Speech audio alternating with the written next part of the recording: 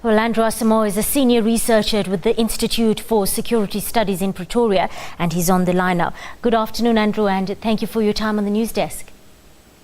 Good afternoon, and thanks for having me. Andrew, how optimistic can we be of a lasting peace this time around?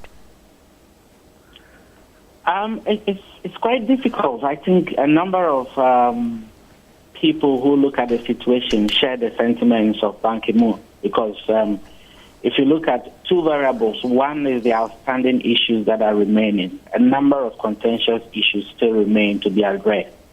And so there's a bit of difficulty for one to appreciate whether the next talks are going to be quite easy. Secondly, also to look at the past, because this is not the first time the two leaders have signed documents and promised to commit to peace, but each time nothing works.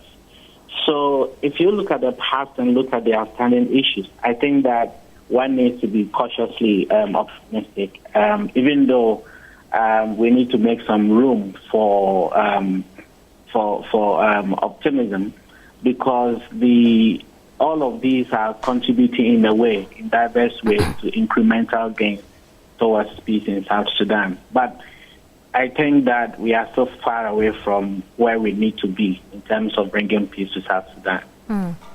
Andrew, let's talk about a recent development. Now, Juba, we know, has agreed to extend the presence of Ugandan troops. We know this is something that Riek Machar has been dead set against.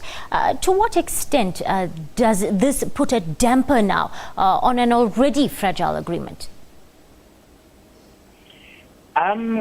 Again, those are some of the issues, but I think the agreement makes provision for the fact that some of these things will happen, and so pending the final agreement which will be signed, because they'll be meeting again to discuss issues. So I think that the withdrawal of many of these countries will then take effect from there. But the difficulty then is that, it's immediately registered the fact that you have the leaders talking peace at one level, but really not implementing a lot of the things that they need to do to be able to realize that. Again, that ties into some of the issues that I've raised. The fact that there are a number of contentious, outstanding issues that have got to be addressed. So it's a huge pointer to the fact that the next round of talks will be key in determining the future of South Sudan. But again, also, the importance of the regional countries playing their roles in a neutral way as much as possible to be able to put South Sudan back on its feet. Of course, power sharing and agreeing on a vice presidency, some of these contentious issues. The two sides have also agreed to, Andrew, establish an independent commission of truth and reconciliation and healing to address what they call a legacy of conflict. How crucial to peace is this process of accountability and reconciliation in a country like Sudan? I think it's very important, particularly for the long-term construction of the nation of South Sudan. They've been at war for too long, and now among themselves.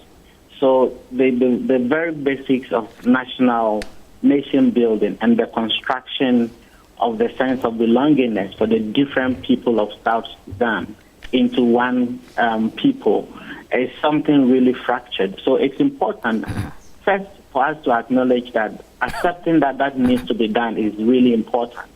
But going forward, the sustainability of the peace that will be brokered is hinged on the acceptance of some of these things and their role in making sure that whatever is signed is translated into actionable, issues that the people of South Sudan can relate to.